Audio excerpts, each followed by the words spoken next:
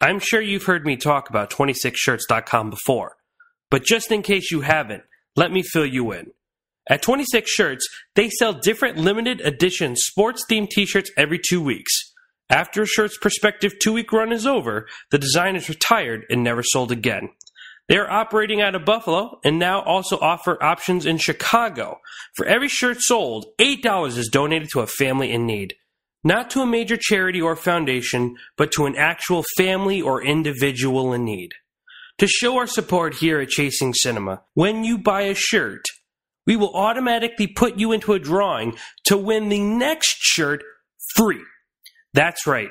You buy a shirt, $8 goes to help a family or individual in need, and you get a shot to win the next shirt absolutely free from Chasing Cinema. So go to www.26shirts.com and buy a unique Buffalo Sports Design t-shirt, help a great cause, and also get entered to win the next shirt absolutely free. Again, that's 26shirts.com, because you have the ability to help a complete stranger just because it's the right thing to do. www.26shirts.com. Help someone now.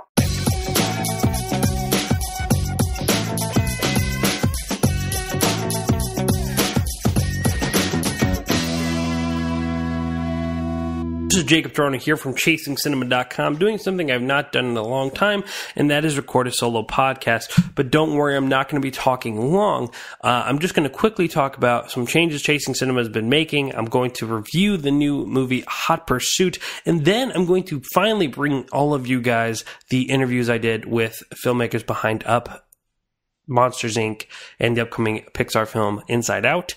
I'm going to be bringing you guys that interview, as well as a couple other press conferences I attended from CinemaCon with Rose Byrne, Paul Rudd, the cast of Fantastic Four, the new Fantastic Four film, Alan Arkin, and more. So I've been getting a lot of tweets and posts about that people have been wanting to hear. I'm on the podcast, so I'm bringing it to you. But remember, these actual videos of these press conferences and interviews are all on our YouTube page. And our YouTube page is kind of what I want to focus on. Before I get into that, make sure to please hit that subscribe button on iTunes, so each day the new podcast, each week the new podcast that comes out automatically gets downloaded to your iPad, your iPod, your iPhone, or whatever device you're listening to your podcasts on.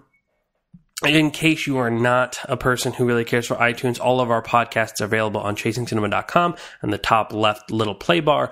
And of course, our YouTube channel, Chasing Cinema, youtube.com/ChasingCinema. Make sure to hit subscribe, because the great thing about our YouTube page is I have completely tried to revigorate that. Usually we do 3 videos a month, 3 videos a week, I would say, on our YouTube page. Most of the time, 2 movie reviews, if there was 2 movies, and a podcast. So, like I said, our podcasts are all available. But me and James were talking, and I felt a really great way to bring more viewers to Chasing Cinema and to get more involved with our listeners and readers and followers, is to make more videos. And, there was a time when I wasn't watching trailers. There was a time that I wasn't really paying attention to what was going on in the movie news. Louis was the guy who did all the movie news stuff. But I really kind of changed that around and embraced it so I can bring everyone news daily. Now, I update our YouTube channel 5 times a day. So when it used to be not even that much a week, I do it 5 times a day, and I'm usually either reviewing trailers. For instance, I reviewed the Red Band trailer Vacation that just aired. You could hear me talk about that on our YouTube channel. We talk a lot about Suicide Squad this week. Just today, production images and videos kind of surfaced from someone filming what was going on in Tiranno. I talked about Tom Hardy wanting to be the Punisher. I talked about a new Indiana Jones movie. I've been reviewing the episodes of Netflix Marvel's Daredevil show, so I'm doing a lot, and I will eventually review a little bit more TV, so hopefully we'll bring in a little bit more TV news, but that's just kind of specifically for Daredevil, but I'm sure I will be reviewing more TV in the future. But again, that DVD reviews, I'm trying to do as much as I can to become more interactive with you guys, to get the conversation flowing, to be a part of it. And I think the videos are a really great way to do so. So again, our YouTube channel is youtube.com/ChasingCinema, and all of our videos and the articles and stuff are all available on ChasingCinema.com. Just hit that news button on the top of the page, and you will be already transported to the page with all of our videos and the articles that go along with them. So I thank you so much for being, if you've been a part of Chasing Cinema since the beginning, which will be 3 years next week. The website actually celebrated its 3 years anniversary already, but next week it'll be 3 years anniversary of our podcast. It'll be our 156th episode, which means our 156th week, which 52 weeks in a year times 3, 156. Yeah, I explained that math to you guys because you probably wouldn't have been able to figure it out. Just kidding. I'm being sarcastic. You guys are way smarter than I am. So Louie and I are going to look back at our pilot episode, the one episode we shot in my car with no mic, no equipment 3 years ago. And we're just going to talk about how we kind of came to be, as well as reviewing Mad Max Fury Road and Pitch Perfect 2. So that's exciting. And, you know, like I said earlier this year, I really, really wanted to do some things to kind of change Chasing Cinema around for the better. I feel like it was something that I worked hard on, but I didn't produce a lot of stuff for you guys. And I want to make sure that I'm producing things for you daily. And now I'm doing that. Now, I still want to change up the website, so that might be changing soon to introduce actual movie news and stuff like that. But these are all things that are in the works. But hopefully, you know, in 5-6 months, when the year is coming to an end, we have kind of a different look and a rejuvenated Chasing Cinema. Not that it necessarily need to be rejuvenated. We've been blessed and very lucky to have so many followers and people who interact with us and care about us. So we've been really lucky on that front, but I want to bring you guys more content and I want the numbers to grow. I think like anyone who cares about what they do. So make sure to be a part of Chasing Cinema and truly be a part of it. Cause I know some people just listen to the podcast. I know some people who really read what I write and they love what I write, but they don't listen to the podcast, or some people who don't really watch our YouTube page, or some people who only watch our YouTube page. So I want to invite everyone to really connect themselves with us. And I ask you because I'm only going to bring you premium content. I'm only going to be talking about stuff that you want to hear, and I'll be doing giveaways and things like that. And I just really I want you guys to be a part of this journey and Chasing Cinema with me, literally. So, make sure the first thing you could do is to make sure you are part of all of our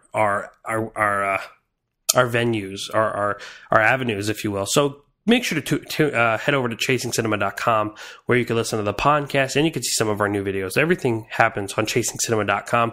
And make sure to register and have an account so you could always log in, comment, and all that fun stuff. Make sure to go to our YouTube page, youtube.com/ChasingCinema. Hit subscribe. So, like I said, each day you're updated daily with 5 videos on movie news, casting details, movie reviews, podcasts, anything going on, giveaways, all that fun stuff 5 times daily. And of course, make sure to hit the subscribe button for this iTunes. We are also available on Facebook, Twitter, and Instagram. Me personally on Instagram at Jacob Tiranno. That's JACOBTIRANNO to get a behind the scenes look at what we do at Chasing Cinema. You can follow Twitter, me as well, Jacob Tiranno, and Chasing Cinema at Chasing Cinema, and Facebook.com/Chasing Cinema. So all those, I really would appreciate if you go and just follow and like and all that fun stuff to be a part of everything that we do at Chasing Cinema. But if you've been here since the beginning, or even for an episode, thank you for being a part of it. Moving forward. Today I'm going to be focusing, before we get into the press conferences and interviews, I'm going to be focusing on Hot Pursuit, the new film that stars Reese Witherspoon and Sofia Vergara and was directed by Anne Fletcher. There has been this really great movement where female-led comedies are in high demand right now. And to me, that's one of the most exciting things that's been going on as of late. Paul Feig's Bridesmaids had such success that they've really propelled female-led comedies where there's not a male lead that's dominating the screen. And, you know, that's really, really good, because not saying there's never been female-led comedies before, there's no female comedians. It's just they've never been in such demand as they are now. And I credit a lot of that to Paul Feig, who I met at CINEMACON. It was super nice. But Bridesmaids, Pitch Perfect, The Heat, all these films and more. I mean, they're making a female-led Ghostbusters, which is just exciting. I mean, that's great, good. We need more female-led movies. And you have to really look at the numbers to understand why this is kind of a good thing. I mean, a lot of people say, oh, well, you know, why, what does it matter, you know? But it does. Like, if you look at the statistics of women who are in leading roles or in dominating roles, it's scary, the low percentage. That doesn't make it necessarily good. That doesn't mean that it's a movie that I'm going to protect if it's bad, but it's just something that I advocate. Good. Let more female-led movies happen. Let more female-directed movies like this one happen. But to be honest, I didn't like this movie very much, but I still advocate the fact that women can be making more movies, and I want to see that.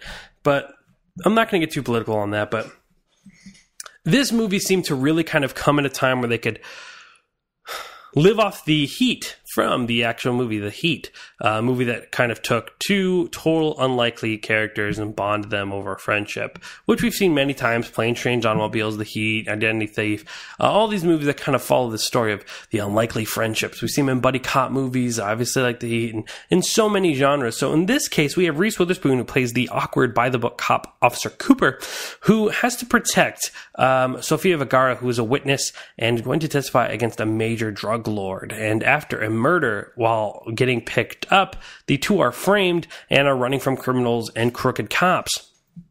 So this movie obviously does not have originality on its side, but what it does have is an actress who just got off of producing a major picture that was nominated for an Academy Award, Gone Girl, and starring in a major motion picture that was nominated, and that is Wild. So there is that working for Reese Witherspoon, but obviously she needed to take some time to do something kind of light and fun after doing those two huge dramatic products. Sofia Vergara, I've had the opportunity of falling in love with by watching Modern Family a little bit and just kind of seeing in her little comedic performances. And I think she's actually really funny and very exciting to watch. So this movie, I'm not going to say should have worked, but it was a movie that I wasn't too nervous about going in. I didn't think it was going to be a home run like The Heat or like Bridesmaids, but I was hoping that it would be better than expected. Unfortunately, I didn't care too much about this movie because it felt somewhat lazy. It felt somewhat uncreative. It wasn't very funny. It felt like an over the top SNL joke that just kind of lasted too long. I mean, the movie's only 87 minutes, but it feels long. And Reese Witherspoon's accent and her character just feels like, whoa, this is over the top. Like they do in SNL, where they're playing these outlandish characters and these improv sets that work in that setting, but in this setting, it doesn't work. I can't even get myself into the movie because I feel like Reese Witherspoon is just goofing around. I feel like I'm watching Sofia Vergara and Reese Witherspoon goofing around. Now, that might be enjoyable for them, and you could tell it's enjoyable for them because they have so much fun making this movie, but it's not enjoyable for us because I can't even get involved in the movie. I think if I laughed at all, it was because of Sofia Vergara, because she's not only charismatic, but she's actually really great with comedic timing. And I enjoyed watching her and Reese Witherspoon because they had great chemistry, but overall they had a great chemistry doing absolutely nothing. So this movie to me was just kind of a letdown. Nothing too spectacular. It wasn't the worst movie I've seen, though. It was a movie that I consider kind of harmless, but not as offensively bad as Mordecai or Jupiter Ascending, but a movie that I don't ever plan on seeing again. But it's a perfect movie to come out to get people to the movies that aren't interested in seeing the Avengers. For instance, my mom would probably love Hot Pursuit. She'd have no interest in the Avengers. I don't think she's even seen one of the Marvel movies up to date, but she would love Hot Pursuit. So, it's tailor-made for an audience for a reason. What else can I say about Hot Pursuit? Yeah, the funnest part, honestly, was the blooper reel, where you kind of see that you got to see the actors kind of let loose and just enjoy themselves and have fun, and that was fun. And like I said, I enjoyed watching them together throughout the movie, but it's so unoriginal, and it doesn't really strive to do anything creative. It tries to be kind of raunchy at times, and then very classic comedy at others, and it just doesn't work. It's just a mess, to be honest, and a movie that I don't plan on revisiting, and it's a pursuit that isn't worth taking. Let's just put it that way.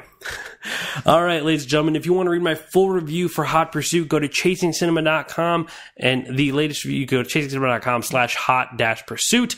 And of course, you can go check out my video review, which is also on ChasingCinema.com, but you go to YouTube.com/ChasingCinema and find our latest our video review. So now I'm going to change up gears. I'm going to finally bring you guys the interviews that you guys have been interested in listening to, have been tweets and posts about, even though they're all available. The whole videos are available online on our YouTube page, youtube.com/ChasingCinema. I'm going to bring you guys the audios for all of our podcast listeners. So first, I'm going to show you guys the interview with Ronnie Del Carmen, Jonas Rivera, and Pete Docter, the director, producer, co-director of the up-and-coming movie Inside Out, who's also worked on Up. who's also worked on Monsters, Inc. So, ladies and gentlemen, without further ado, here is that interview. Hello, everybody. My name is Jacob Tiranno from the Rebel Yell over here at UNLV. I'm the A&E Senior Staff Writer. Today, I'm joined by quite an interview group, the filmmakers from Inside Out. We have Pete Docter, we have Rodney Del Carmen, and we have Jonas Rivera. Can you guys tell us what your roles are on the film? Yeah, I'm the director, and I did some writing. I'm the co-director, and I did some co-directing. I'm the producer. This team worked on one of the more popular Disney Pixar films, Up, which I want to briefly talk about before we get into Inside Out, which will be premiering June 19th. Up is commonly known for that great cinematic opening, the montage where people cry and they say, it made me cry. They didn't have any words. How does it feel hearing that you've gotten to strike people so emotionally without words and just beautiful animation? Yeah, it's pretty cool. And Ronnie boarded a lot of that. So that was stuff that we'd written, and it was your idea to say, hey, what if we took the dialogue out and just used the visuals? And at first, I think my reaction was like, I don't know, Ronnie, if that's going to work. So we're big self-doubters of our own work. Not only that, if you remember, we actually told the story of Carl and Ellie from the time that they were little all the way up to when they got old. Yes. So we have a lot lot of their story that nobody's seen. 40 minutes of screen time. Yes. So it's like, and the movie hasn't even started yet. So, because I worked in advertising, I can tell you a story for a 30-second spot or a 60-second spot. Let's see if we can whittle this baby down. Yeah. So that's what we did. Yeah. Inside Out tells the story of a young girl and her emotions and her feelings that are inside her mind, as you guys alluded to. And it seems like it's going to be really focusing on the relationship between joy and sadness. And I've noticed a trend in you guys worked on Monsters, Inc. as well and Up. I wanted to know, what is it with unusual relationships, just the unlikely friendships that bond? We have Sully and Boo, we have Carl and Russell, and now joy and sadness. Why is there always this kind of frantic friendships that just kind of come out of nowhere? I think the thing that makes us interested in stories is watching a character change. And you look at anything from Breaking Bad to Dumbo, and it's all about character change. And to me, as I think a lot about that, the primary the motivation in character change is relationships. And it's bumping up against people that you disagree with or love or hate or whatever that causes that change. So that's really at the root of a lot of what we do. And we're really proud that we can combine Breaking Bad and Dumbo into an answer. That's something... I'm so proud of Peter actually coming up with that. I know you guys have said it before. You said it today during your presentation here at UNLV that Snow White and the Seven Dwarfs was somewhat of an inspiration. Were there any other films that you guys were watching that kind of helped you inspire throughout this film? In particular, maybe Breaking Bad, if that's the case? I'm trying to think. There's tons of stuff that we'd reference almost daily, different films, Yeah. Wizard of Oz is one, like a standard, right? Yeah. Casablanca comes up every other day. E.T. In the studio, not a day goes by where there isn't a Star Wars reference. In fact, our editor, Kevin Nolting, has a jar, and he claims he's never seen Star Wars, and every time one of us mentions Star Wars, we have to put $1 in the jar. So he's made a lot of money on this movie. Yeah, right. So Inside Out, which is coming to theaters again, June 19th. Briefly, why is this film something that you felt the need to really put all your concentration, all your focus in? As you guys have said again in this presentation, it was one of the hardest films you had to work on. Just the repetitive process, it was really exhausting. Just talk about that for those who weren't here at the presentation today. Yeah, it was a tough film because the basic concept is there's an 11-year-old girl, but she is actually the setting, not the character so much, because inside her head are her emotions, and they work there in headquarters, and their job is to drive Riley through life and help her cope with any given situation, be it in an angry way or fear, disgust, sadness, or joy. That was kind of a cool pitch, but it's very abstract, right? What do those characters look like? What does headquarters look like? Who knows, right? So that was a big, long challenge. At the root of it, though, and Ronnie really challenged me on this early on when we first met, was like, this had better be an emotionally driven film. If it's about emotions, it should be emotional for the audience to watch. And so we did some thinking and talking about where does that come from in our lives? And my daughter at the time had grown up she just turned about 11, I think, and she had grown up from being a real kind of wild, a lot of joyful, energy in her, to being a little more quiet and sitting back and reclusive. And I started feeling sad about that because as a parent, I love, the little kids. Mm-hmm. Of course, I love her now too. But that was a big change that sort of sparked the question: what's happening inside her head? And for my last question before we wrap up, you guys are all wearing some beautiful UNLV Rebel Yell shirts. We just wore this to show up like this. I know. You guys, We picked it out ourselves. I really want to thank you guys for coming to UNLV and speaking to the film department and other students. And I want to know, why did you feel that was important to do so, to actually come talk to the future, the possible future of film? Well, I think we were all students, animation students, film students, and we grew up loving movies. And so to us, it's a great honor to be able to come and speak to enthusiastic students that want to hear and learn about filmmaking, and in this case, animated filmmaking at Pixar, which is something we know a little bit about and we're very proud of. So it was really, I suspect more than you know, an honor for us. Well, again, thank you guys so much for joining us. Pete, Russell, Jonas. Ronnie, I'm sorry. Pressure's on. But thank you guys so much for joining us today at UNLV. Again, this is the Rebel Yell and Chasing Cinema signing off. Thank you guys so much for joining us today. Thank you. Thanks. Yes, as you could tell, I confess I was very nervous in that interview. It was just me and these three guys. It was an exclusive interview that only I was able to have, and it was a little bit pressuring. I kind of messed up a little bit. It happens. You just got to keep going forward like I did. But that was a really fun interview, an experience of a lifetime. I was able to talk to them off camera as well. They were really, really great guys. Super, super nice. Next, we're going to go into the press conferences from CINEMACON. So basically, I'm going to go through these. This will be me signing off, but so in order, we are going to have Julianne Moore, Rose Byrne, Paul Rudd, Alan Arkin, and the Fantastic Four, comprised of Jamie Bell, Kate Mara, Miles Teller, and Michael B. Jordan. And all these press conferences take place at CinemaCon, and it's just like, sports or anything like that. These people come into a room, and every press member is able to ask them questions, and we're just able to kind of interact with them for a little bit. So, ladies and gentlemen, make sure to thanks so much for tuning in. We'll do a quick sign off at the very end of all these, but I'm going to play these in order without interruption. So thank you so much for being a part of that, and enjoy these interviews. First, we have Julianne Moore. See my dress, probably. We just did an interview with Aaron Nashberry, who did the music for Still Hours. Could you talk about the music for the movie and what you thought about it and how it enhanced the story? Music's an integral part to filmmaking. It's interesting for us because, of course, when we shoot, we don't hear anything. It's always scored later. But I think the score was really good. At what point making Still Alice did you realize it really was something special?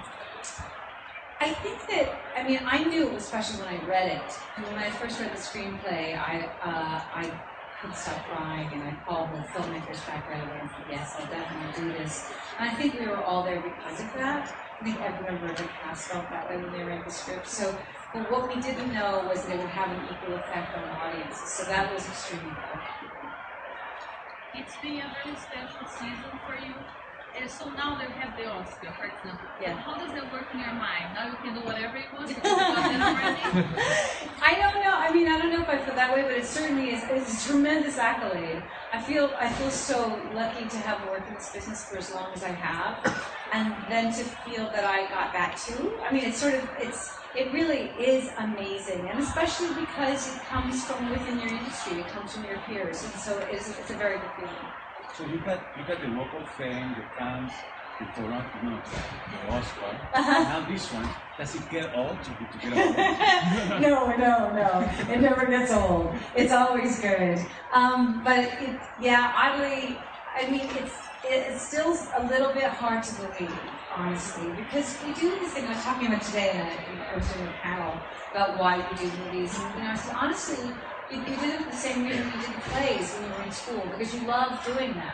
So the fact that I've been able to make a living doing something that I love to do is fantastic. And then to get a prize on top of it is... So what do you keep them? They're all in my office. It's a mess. It's seriously a mess in there right now. Do you have any advice for... You have been able to work with so many different directors. What do you expect from a director? When you are preparing a character and you're starting a new movie. Well, I expect a vision. I really do. I'm very... I really, really rely on them to communicate to me the kind of film that they want to make. Because everybody's vision is going to be different, and their job is to tell me what they want, because I'm going to be able to interpret the character, but I am not, a director's job is to lead an audience through a story, and so you need to know what their point of view is. So that's one of the things I talk to directors about when I first meet with them, what kind of story they want to tell. And when you work with other actors, do you like to bring things to the table, or how is it for you? When I work with other actors? Yeah, with other actors. What do you expect from your co-workers? A partner, a partner. I think that's one of the most exciting things about acting. It's why it's not any fun to act alone. It's not any fun for me to act alone, actually. Because a scene doesn't happen with just you. It's not like you in the bathroom mirror. The scene happens with you and another actor, and then they bring something, you bring something, and where the scene comes alive is somewhere in between. And you have no control over that. It's always a surprise. So that's the most exciting and interesting part of acting for me. Last question here, please. Do you have any advice for somebody who would be just starting out acting or really just wants to get into it?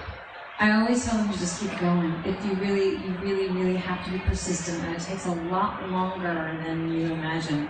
And also to do it because you love doing it. I always say to kids that if you're doing, if you're an actor because you think you're going to enjoy all the stuff around it, then don't be an actor. Because really the best part about being an actor is actually doing the work. But do you feel the pressure with so many awards to get better and better? The pressure I feel is from myself, honestly. I think, and just keeping yourself interested and intrigued and stimulated by the work. That's what all of us. That's what our goal is. Thank you, guys. Thank you. Thank you. Congratulations. Next, we have Rose Byrne. It's in the back. So what does it feel to be a female? Oh, I'm so flattered, thrilled. I was, very, very flattered. It's a great encouragement. So, I'm really thrilled to be here.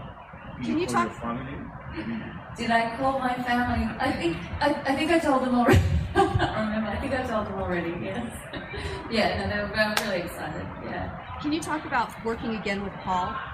Oh, it was marvelous. He's such a beautiful artist to work with. He's such a collaborator and the biggest fan of women, so I just treasure working with him. He's done so much to break the boundaries, and he's break all the conventions, and I just adore him. What do you like better, doing comedy or drama? I think drama, they're both so challenging in different ways, but for me comedy is still very challenging, so that's something I've enjoyed to explore, and I'm so lucky to work with people like Melissa and Kristen and Maya and Russell Brand and Seth, and so I've been very blessed. I just try and not stuff it up too much. Speaking of Seth, what's happening with Neighbors 2? Hopefully we'll be seeing us all again for a sequel. Yeah, that's the plan. Have they given you a script or anything yet? No, I'm not saying. Is it difficult to go from these dramas to a movie like X-Men Apocalypse and First Class, which you already did, to work with all those effects? It's good. Diversity is great. I think for any actor, it's such a pleasure to do something. I just did a very small film with Tiranno, and then to go to do something like this, and I feel really privileged, to be part of such a huge film like that, especially with the fan base that has. They're so beloved, those comics. So bringing those characters to the screen is really important to the fans. To follow up on that question, I want to end up repeating this question a little bit. But from a technique perspective, as an actress, how do you approach those different types of roles where you're working in an intimate environment versus a big budget, special effects heavy film? Well, I just avoid the craft service table and the bigger budget movies. They're deadly. That's my first protocol. I think it's really the same process in terms of so personal how each actor works, but it's the same process. It's just you have a little more time sometimes on the bigger films, whereas the small films it's just push for time. That's a huge part of the different experience of doing it. And you don't have to prepare anything different? No, it's the same personal preparation, absolutely, for each role. Yes. Yeah. Rose, now that you're the star of the year, can you go back to the first day you came to Hollywood? Do you remember that? I can. Yeah, I remember driving around LA and really concentrating because we drive on the opposite side of the road in Australia where I grew up, so it was I was focusing a lot. Yeah, and when I got an agent and then I didn't hear from her again. So it was a good rites of passage. What are your expectations on that? I think it was, at that age, I was pretty naive. I wasn't really sure what to expect. I was with friends at the time there, so it was a fun thing to go to LA, but it can be a tough town for a young actor as well, so yeah, I definitely did some lonely years there. That is a gorgeous dress. Thank you. Preen. Thank you. Working with Melissa McCarthy, how was that working with her? With the comedy going back and forth, did you have to like really calm her down? Because I know she's probably crazy. She's just she's brilliant and spontaneous and unpredictable and so generous, and I often would ruin her take because my shoulder would be shaking from laughing so hard. She's just so beloved and creates such goodwill in audience, and you just want her to succeed, and it's just such a pleasure to see her in this role. She's never been funnier. Did you have any trouble with the language? Did I? Yeah. No. I'm Australian. Come on. I'm a convict. And Becky making the point that this is not a spoof or spy film, but it's an actual spy film. How do you walk that fine line between going over the top spoof and being a spy film that's just fun? Tonally, it was tricky, and it really was up to Paul Feig. He really set the tone of the film that was playing it straight, because if it was too late winking at the camera, then there's no stakes and there's no reason to watch it, and it's not funny, and so it never wanted to borderline on the absurd, because it just wouldn't have been as successful a film, I don't think, in terms of the tone. And so he really set it. It was really sort of, he really guided us through that, because it was, definitely tricky, especially because it was action as well, so it was a mix of genres. But I saw the screening in South by Southwest, and it was just went through the roof, and that thing when you're laughing so hard you miss the next joke. It was that sort of experience. It was very exciting. One last question. You're talking about ruining some takes because of Melissa. How do you get yourself back under control? Do you have a trick? I just punch myself. Or get someone else to do it.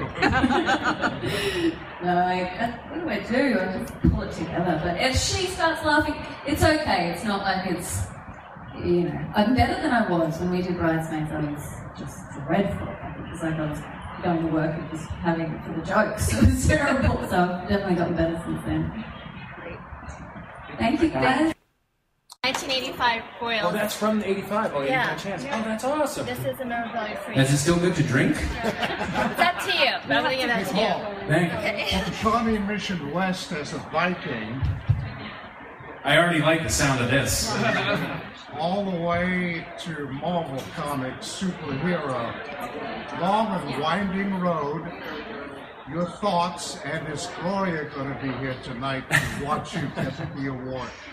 Gloria is my mom, and she's not going to be here tonight, although she did call me, wanting to make sure that I got enough rest.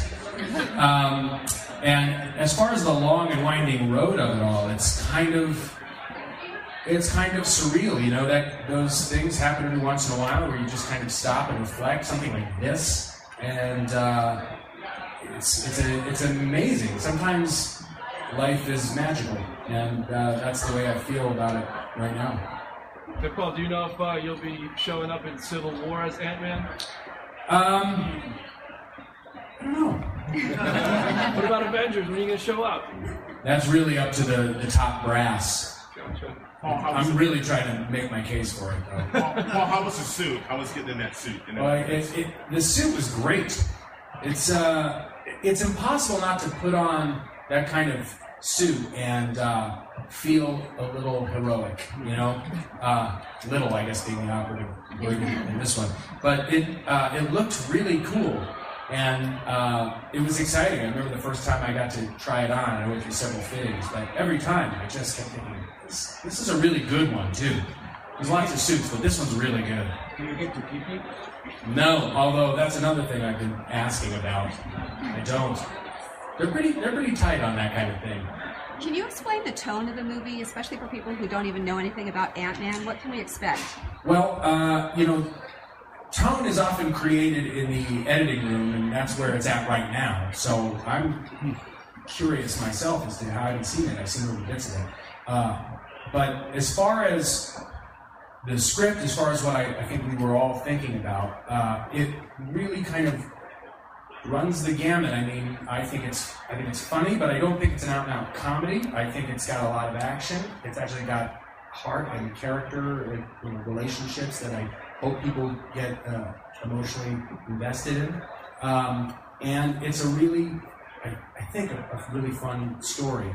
So I'm very excited about it, and I'll be excited to see it too, because there are effects that I have no idea what they're going to look like, and I'm excited to see them. What's the story behind that last line of the trailer about changing the name? Where does it come from? Was it in the script? Yes. There is, I think, sometimes you hear Ant-Man, and some people might think that it lacks the innate sexiness of something like Iron Man. So I think that we have we understand that and have some fun with that and don't take it too seriously. So is it too late to change the name? Reflects that, but it's I know that you hear that and think, how can Ant-Man be cool? And what would be cool about that? To guy that shrinks and can talk to ants. And one of the things that I think I'm very excited about is that you'll see it and go, oh, that actually is really cool. Thank you, guys. Congratulations. Thank you. Thank you very much. Next is legendary actor Alan Arkin. How do you compare Lifetime Achievement Award with the Oscar? What's more important? Well, if you could compare both. I don't want to have to compare them. Well, one of the things this did was remind me of the half dozen theaters that I've been to in my life that have been really meaningful for me. And I realized that I've been a movie junkie since I was 5 years old. I basically learned how to read. My father would take me to foreign films at the Thalia Theater in New York. I remember this vividly when I was 6, 7, 8 years old. And it was an extraordinary adventure for me. And I started compiling the past week since I heard about this, that the theaters that have had real meaning for me. And that was first on the list. There was the Clark Theater in Chicago. When I was in Second City, I was in the first company in Second City 100 years ago. We used to do our shows, rehearse all day long, do our shows until about 11:30 at night. And we'd walk a mile, 2 miles to the Clark Theater in Chicago, watch foreign films, and there till 2, 3 o'clock in the morning, walk all the way back, talk about them. Then Grauman's Chinese, I remember how impressed I was, and when I used to go there when I was a kid. And just the whole series of enormously moving frames to all the great movies I've seen over the years. And I realized, I've forgotten how important the framing of the films were. And so many theaters were deeply moving for me. It remained very vivid in my memory. And do you keep the same passion? Do I keep the same passion? When something's really affects me, I do. When I'm very moved, but yeah, I keep hoping. I'm not as I guess gullible or as I was when I was a kid. I mean, I can see, or I feel like I can feel when people have been reading too many books on film technique and know the rules and don't have any heart or passion themselves. When people are doing it for the passion of it, then I feel like I can feel the passion. Like Mike Lee's, we were just talking about Mike Lee, who I think is a genius. When I see his films, it awakens my passion. When I see Ang Lee's films, it awakens my passion. A couple of the films last year, I felt very much that way about it. I'm afraid I still feel very much the same way. I still love films. With your incredible filmography, is there I'm sorry, what? With your incredible filmography, is there a particular film that's just, it brings back the best memories for you? Of doing it? Yes. No, it's like looking at family albums at this point. They bring back very vivid memories, almost every one of them, but for very, very different reasons. Every once in a while, it's because the movie is great, or near great, or wonderful. I mean, like, I felt that way, I guess over the decades and decades, there have been about a dozen films that I really feel hold up. And I get excited about watching it even now. But I can usually find something. A lot of actors just look at their own performances. I find myself having memories about the places that they evoke, the other people I met, some of whom are still friends after 40, 50 years in the business. So it's still very rich for me. Can you tell us a little bit about, you've got a movie coming up in December, can you tell us a little bit about Love the Coopers from CBS? Big cast, a lot of great actors, a terrific script, a really literate, interesting, rich script that manages to take about a dozen people and fill out, flesh out their characters to a very, very deep degree. Terrific director who's become a friend. Crazy about Jesse Nelson, and most of my work was with Amanda Seyfried, who she and my wife and I talk all the time on a daily basis now. We've become very good friends since ago. Became friends with Ed Helms, and I've worked with John Goodman before, but it's a terrific cast. I never worked with Diane Keaton, but it was great being around her and watching the way she works. You never know what to expect. I very often still get surprised. I keep thinking an actor's going to be this way, and you say, oh, they're going to be like this. They have a kind of stereotype of what their personalities are like, and I'm constantly shocked and in a state of awe, particularly I think in this film, more by her than anybody else. She was just present and just one of the gang, and no star treatment of any kind, and extremely generous in a very quiet, unassuming ways. She didn't want people to know, but she was enormously generous with other cast members and the crew, and a great delight. So that's always a great surprise. And I don't know what else to say. I love my part. Love working with Amanda. I have a lot of hope for the film. I think it's got a shot at being really an unusual Christmas film, an adult Christmas film, and not a lot of them. And the ones that can stay around for a long, long time. Things like The Bishop's Wife or It's a Wonderful Life. I got my fingers crossed. Mr. Arkin, you said that you grew up on foreign films and you've been a fan of foreign films. I'm French, so I was wondering, what type of foreign films? I mean, New Wave, French New Wave, Neo-Realism? No, the New Wave didn't get to me very much. I liked before the New Wave. I liked the French films of the 30s and 40s. That was what my father dragged me to, and those are the films I still love. I mean, the actors from that period in France are some of my favorite all-time actors. And I feel like I've been influenced by them, like Rameau, like Harry Bauer, like Louis Jouvet, No, I don't know who that is.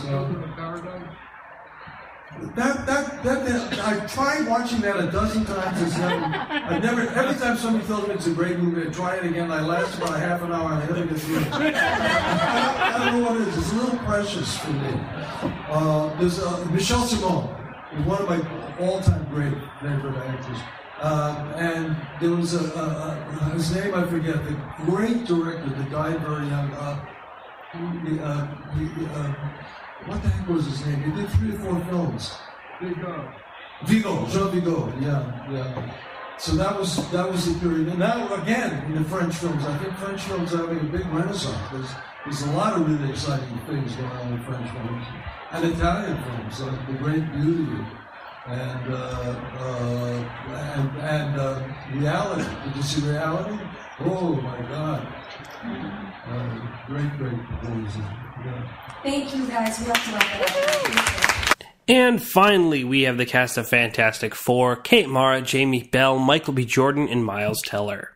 Can you talk about the tone of this one? Is it different than the other films that we've seen that are Fantastic Four? Is there comedy? What would you say? I think the tone of this film is pretty grounded in reality. A little darker, a little more grit to it compared to the other films.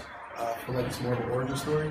You get a chance to really grow with these characters from before the accident when we get our powers to afterwards. So I think it's a nice coming of age story about the characters we stage.